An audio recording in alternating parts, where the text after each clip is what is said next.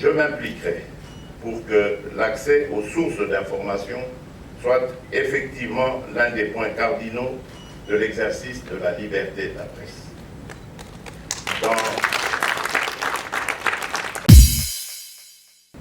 Quand certains se bousculent pour faire du buzz, d'autres, en l'occurrence les vrais professionnels des médias, s'attellent à vérifier les informations, à croiser les sources pour mieux éclairer l'opinion.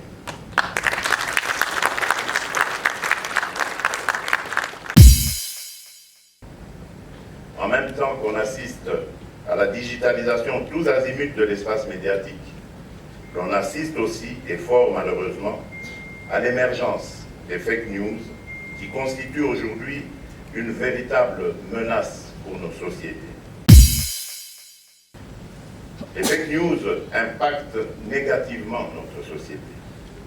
Et nous ne pouvons pas gagner ce combat aujourd'hui sans travailler en étroite collaboration avec vous, professionnels des médias et de la communication, parce que vous constituez l'antidote à la prolifération de ce que vous appelez dans votre jargon l'infox.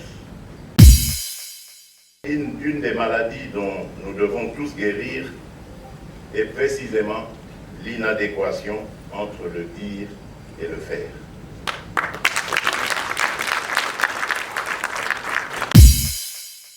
Cette démarche implique nécessairement un travail de salubrité médiatique mené en amont par les professionnels eux-mêmes.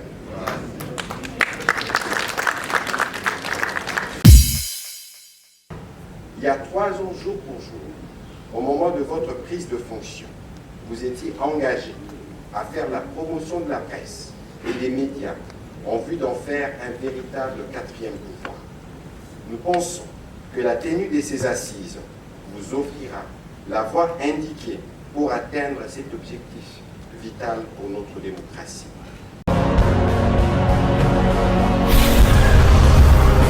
Correcteur News TV, Awande correction, Yaba News tout. Donc Awande, on assure quoi. Suivez Correcteur News TV pour avoir toutes les informations crédibles et fiables. Correcteur News avec Yemoko Rachou. Rachou, la caramel, check.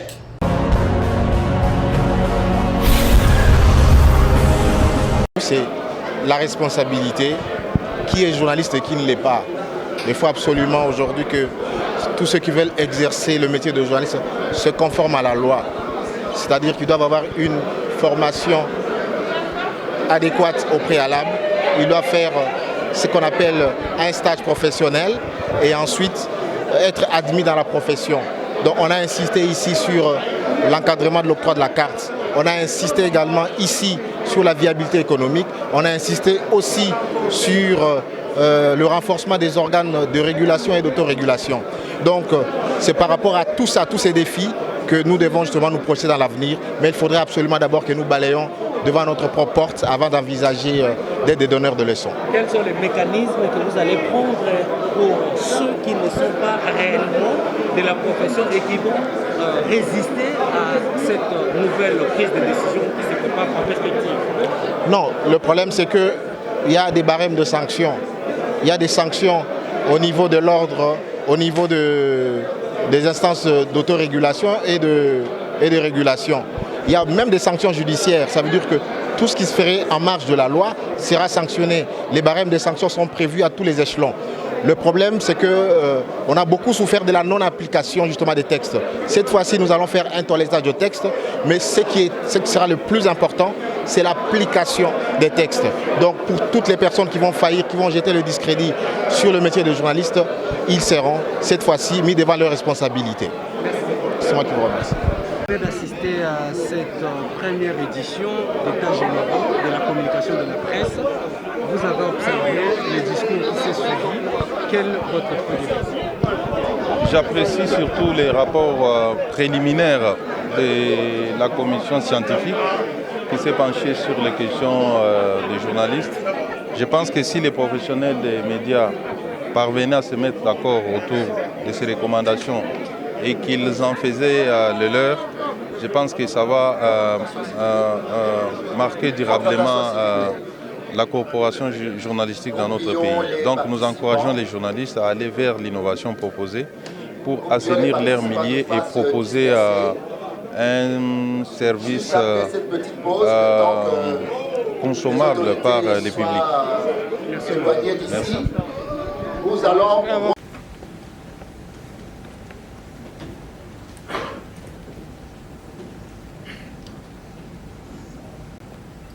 Honorables députés nationaux et sénateurs, Mesdames et Messieurs des corps constitués, Monsieur le Premier ministre, Mesdames et Messieurs les membres du gouvernement, Messieurs les présidents des assemblées provinciales, Messieurs les gouverneurs de province, Mesdames et Messieurs les ambassadeurs, chefs de mission diplomatique et représentants des organismes internationaux, Mesdames et Messieurs les journalistes et professionnels des médias, distingués invités en vos titres et qualités, Mesdames et Messieurs. Permettez-moi, à quelques jours de la fin du mois de janvier, consacré traditionnellement au partage des vœux pour la nouvelle année, je voudrais vous présenter à vous et à vos familles respectives tous mes vœux de bonheur, de paix et de réussite.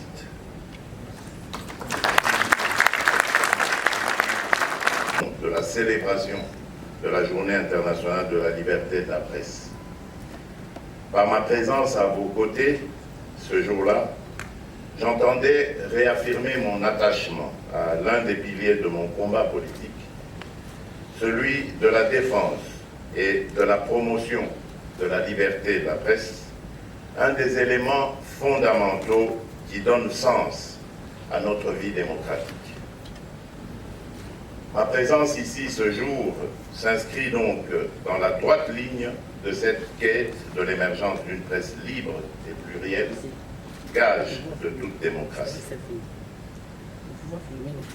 Avant de continuer mon propos, j'aimerais féliciter vivement le ministre de la Communication et Médias qui, grâce à son dynamisme, a pu rendre possible ces assises au cours desquelles les acteurs des médias vont discuter des problèmes de leur profession et y proposer des solutions idoines.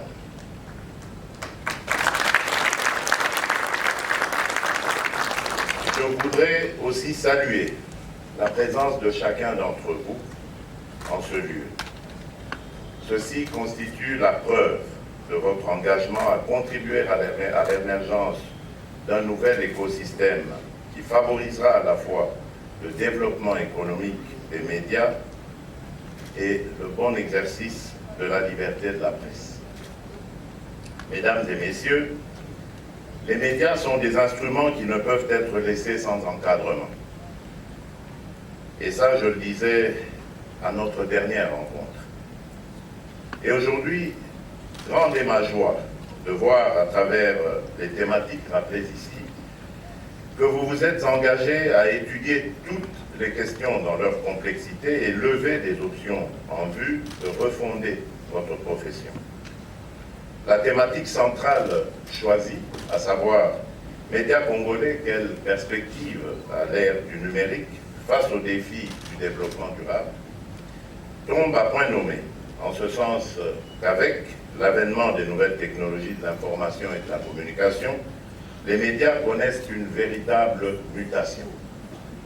Le pays dans lequel vous exercez votre profession est aujourd'hui en avant-plan de la lutte contre le changement climatique et regorge des réponses qui constituent les ferments du développement durable. D'où l'expression « pays solution ». Je ne pense pas préempter ce thème en déclarant que vos assises sont celles de la réinvention de votre profession. En effet, avec la numérisation continue de l'outil d'information et de communication, les médias classiques, radio, télévision, presse écrite, se trouvent devant un choix crucial, pour tout dire existentiel, à savoir disparaître ou s'adapter. Vous devez donc vous réinventer techniquement et déontologiquement pour assainir votre corporation, économiquement pour assurer la viabilité de vos entreprises de presse et technologiquement pour ne pas rater le train de la révolution numérique qui fait déjà de notre vaste monde un village planétaire, comme l'a prophétisé le Canadien Marshall McLuhan. Cette triple mise à jour entraîne inéluctablement un changement de paradigme au niveau du métier d'informer. Une fois cette mise à jour opérée par vous-même, professionnels des médias, le gouvernement de la République sera à vos côtés pour l'appui nécessaire que requiert cette mutation. En mon sens, cela rentre dans les responsabilités régaliennes de l'État, car sans une presse libre, plurielle et viable, la démocratie et son corollaire État de droit ne sont qu'un leurre. Notre pays se trouve à un tournant sur tous les plans. 61 ans après notre indépendance, nous n'avons pas pu collectivement construire un pays qui réponde aux besoins de sa population. Depuis mon accession à la magistrature suprême, voici 3 ans, je m'attelle au quotidien à recréer les fondamentaux qui peuvent nous permettre de prendre le plus bel élan chanté dans notre hymne national. Dans cette ambition, les médias ont un rôle indispensable à jouer, car c'est le développement du pays qui engendrera des médias puissants. Interrogez-vous donc aussi sur le rôle citoyen que vous devez jouer dans l'atteinte de nos objectifs de paix, de sécurité et de développement comme pays. Mesdames et messieurs, je ne vous apprendrai rien non plus en ajoutant que même le nouveau narratif que nous mettons en place ne vaudrait pas un franc sans une presse responsable. Je n'ignore pas qu'avant ces États généraux, d'autres assises ont produit des textes de bonne et haute facture en vue de refonder votre profession. Mais une des maladies dont nous devons tous guérir est précisément l'inadéquation entre le dire et le faire.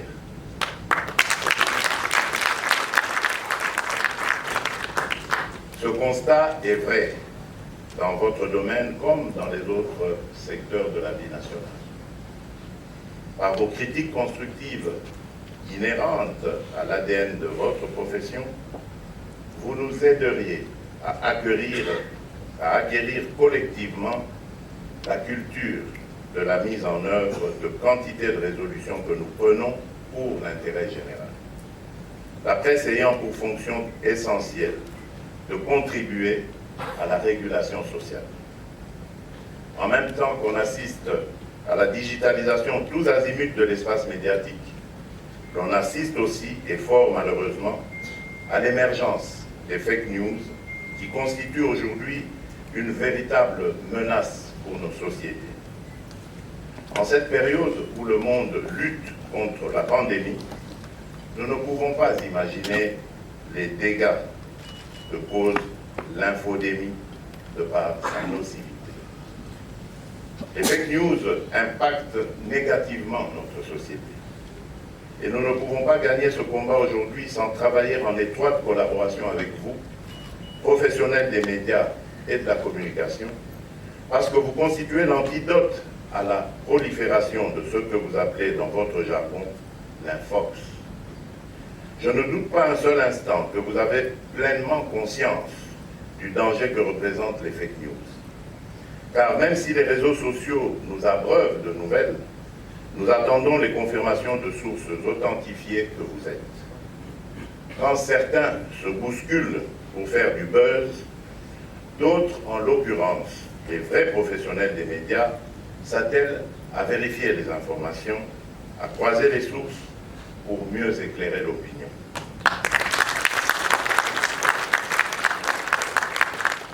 Pour ma part, en ma qualité de garant du fonctionnement régulier des institutions, je m'impliquerai pour que l'accès aux sources d'information soit effectivement l'un des points cardinaux de l'exercice de la liberté de la presse. Dans la même veine, la dépénalisation du délit de presse constitue un pan important dans la requalification du métier d'informer. Cependant, cette démarche implique nécessairement un travail de salubrité médiatique mené en amont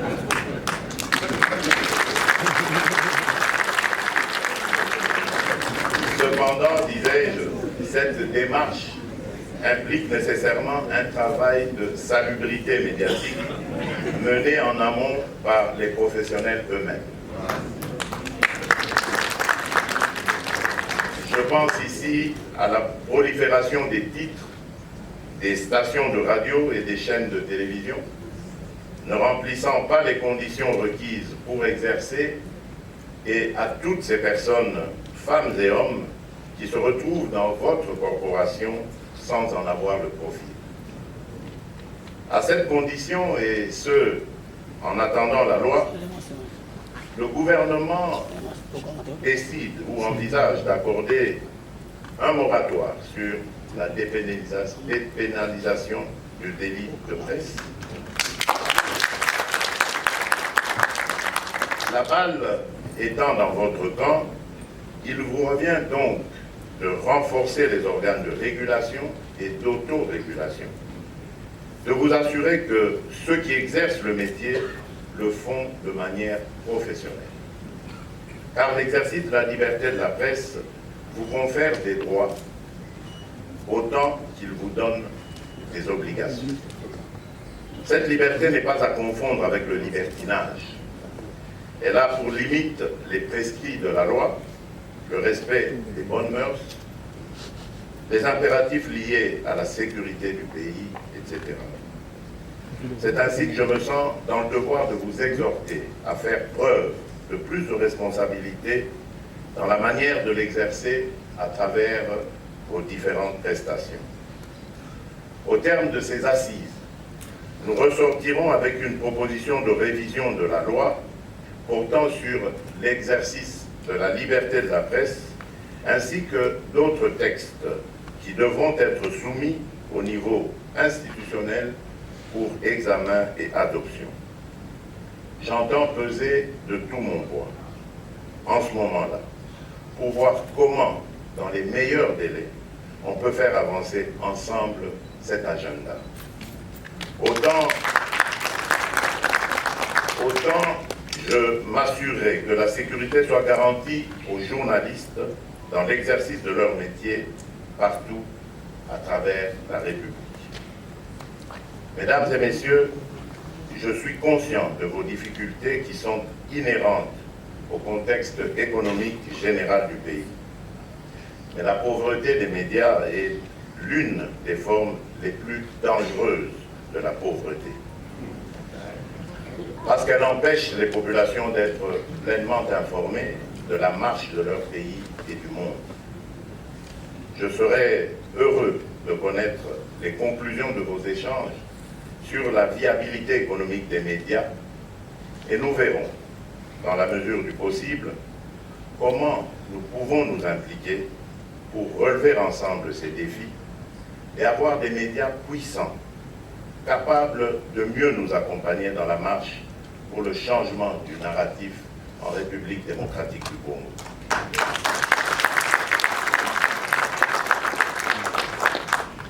Mesdames et messieurs les journalistes et professionnels des médias, distingués invités en vos titres de qualité, mesdames et messieurs, je ne terminerai pas mon adresse sans vous exhorter à nous accompagner avec la distance critique qui est la vôtre dans nos efforts pour le redressement de notre cher et beau pays. Devenez nos alliés dans la lutte contre les antivaleurs, notamment dans la dénonciation du tribalisme, du népotisme, du trafic d'influence de la corruption. Le développement de la République démocratique du Congo, notre maison commune, est en effet l'affaire de nous tous. Il ne saurait y avoir des acteurs d'un côté et des spectateurs de l'autre. Par ces mots, je déclare ouverts les travaux des États généraux de la communication et des médias. Que vive la liberté d'expression, que vive la presse congolaise, que Dieu bénisse la République démocratique du Congo. Je vous remercie.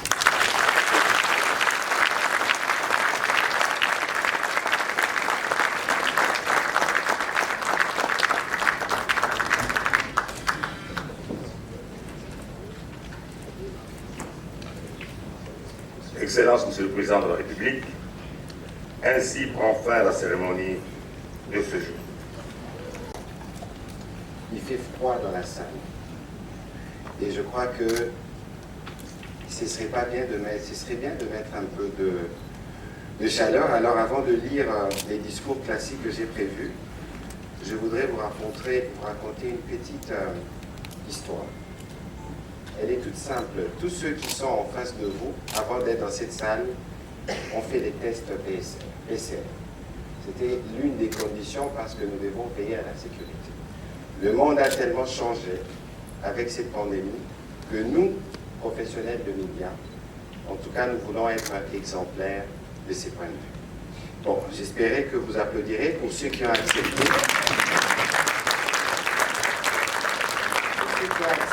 Parce qu'il y a d'autres qui ont refusé. Bon, on comprend que c'est la démocratie. Excellence, Monsieur le Président de la République, je voudrais aussi vous dire que c'était très laborieux d'arriver à l'organisation de ces États généraux parce que tout le monde voulait être. Vous connaissez la pluralité de médias, vous connaissez l'étendue de notre pays, mais nous devions faire de notre mieux pour être en mesure de contenir toutes les sollicitations et répondre aux exigences des mesures barrières notamment. Et donc, ceux qui sont arrivés là, je ne dirais pas qu'ils sont des miraculeux, mais c'était un processus assez laborieux. Nous avions voulu que ces États généraux soient représentatifs. Et dans cette salle, je me permettrai rapidement de vous dire, Excellence, Monsieur le Président de la République, que tous ceux qui m'ont précédé à ces responsabilités au niveau du gouvernement sont présents. Je voudrais saluer dans la salle la présence du ministre Lambert Mende, du ministre d'État du ministre Trifon Kinkie Moulumba, du ministre Émile Bongeli. Nous avons voulu les associer parce qu'ils sont passés à des moments cruciaux à ces postes de responsabilité. Nous pensons qu'un regard rétrospectif est nécessaire si nous voulons bien nous préparer pour les défis de demain. Dans cette salle, je voudrais demander à ceux qui viennent de province de s'élever pour qu'ils puissent aussi être salués parce que le Congo ne peut pas être vu que de Kinshasa. Les délégués de province.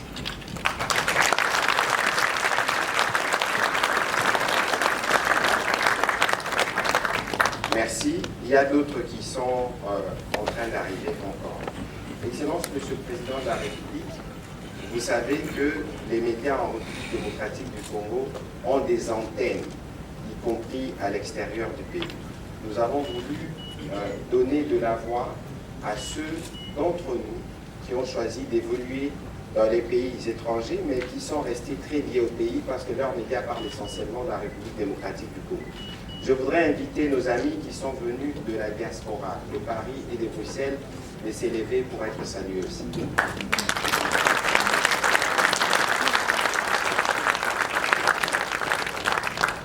J'espère que ces petits instants nous ont donné un peu de chaleur. Excellence, Monsieur le Président de la République, avec l'expression réitérée de mes hommages le plus déférents. Honorable Président de l'Assemblée nationale, Honorable Président du Sénat, Excellence, Monsieur le Premier ministre, Monsieur le Président de la Cour constitutionnelle, Monsieur le Président du CESAC, honorables députés et sénateurs, Mesdames et Messieurs les membres du gouvernement, chers collègues, Mesdames et Messieurs les membres du gouvernement provincial de Kinshasa, Mesdames et Messieurs les députés provinciaux, Mesdames et Messieurs les ambassadeurs et chefs de mission diplomatiques, Mesdames et Messieurs les journalistes professionnels de médias, tout protocole observé. Grande ma joie de voir venir ce jour qui a tant mobilisé l'intelligence, l'énergie, ce jour où la République est prise à témoin pour l'amorce du changement de l'écosystème de nos médias. C'est un jour historique pour la presse, parce qu'il arrive près de 3 décennies plus tard pour réunir à nouveau tous les acteurs, évaluer les chemins parcourus et scruter l'avenir avec des idées ensemble. Il marque aussi les débuts d'un dialogue intergénérationnel entre ceux qui ont été aux premières heures de la profession, qui l'ont vu évoluer, et ceux qui la pratiquent aujourd'hui à l'ère du numérique, qui a totalement transformé le métier. Excellence, Monsieur le Président de la République, votre présence en ces lieux témoigne de votre engagement, plusieurs fois manifesté, de voir émerger en République démocratique du Congo une presse libre et responsable. Il y a 3 ans, jour pour jour, au moment de votre prise de fonction, vous étiez engagé à faire la promotion de la presse et des médias en vue d'en faire un véritable 4e pouvoir. Nous pensons que la tenue de ces assises vous offrira la voie indiquée pour atteindre cet objectif vital pour notre démocratie. Entre les pionniers et les pratiquants d'aujourd'hui, il y a eu beaucoup d'évolutions. Au plan politique, d'un pouvoir monolithique et auto-centré, on est passé à un pouvoir démocratique et pluriel. Mais entre-temps, le cadre légal qui nous régit date de 1996, lui-même résultat des États généraux de l'époque. Il est donc largement dépassé. Aux presses, comment faire face aux défis technologiques pour ne pas rater la mutation? Que faire pour que le journaliste d'hier et ceux d'aujourd'hui parlent le même langage dans un environnement où les outils de travail ont radicalement changé, alors que l'intérêt d'informer est resté le même? Comment la société apprécie-t-elle la production des professionnels des médias pour son évolution? L'État congolais, que peut-il faire dans ces processus? Comment pourrait-il bénéficier de l'accompagnement des médias dans la marche vers le développement de notre pays? Ces états généraux de la communication et des médias se justifient donc amplement par l'urgence existentielle d'arrimer notre paysage médiatique aux enjeux actuels. Il rappelle au journaliste lui-même la nécessité de se remettre en question et de sécuriser le journalisme, sa profession. Car face au flot des nouvelles et l'apparition des acteurs donneurs de nouvelles, il se crée parfois la confusion entre le professionnel et ceux qui s'apparentent aux journalistes. Oui, nous en parlons et déplorons depuis des décennies, mais si nous continuons à être complaisants dans l'octroi de la carte professionnelle, dans la régulation et l'autorégulation, les phénomènes dits moutons noirs auront encore une longue vie devant lui. Il est donc temps de stopper ces festivals d'autoproclamation de journalistes et de repenser nos méthodes.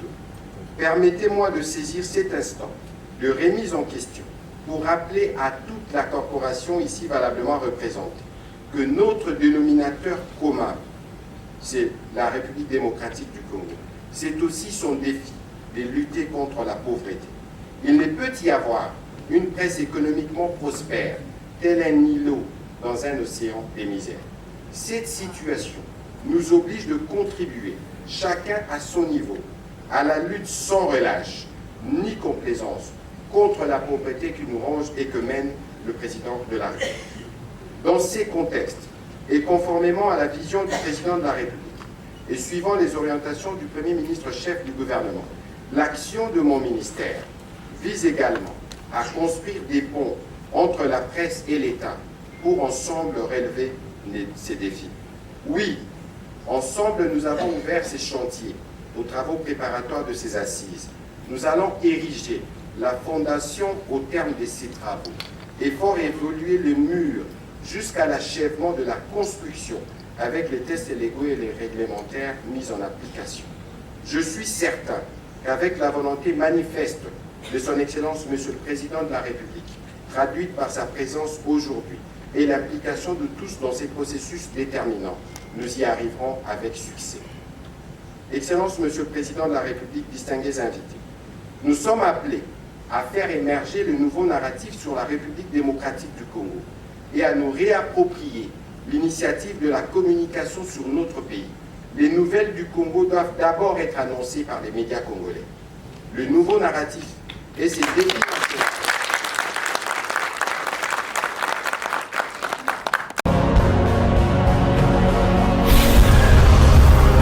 Correcteur News TV, Awande correction, il y a News tout. Donc Awande, on assure quoi. Suivez Correcteur News TV pour avoir toutes les informations crédibles et fiables. Correcteur News avec Yemoko Rachou. Rachou, la caramel, check.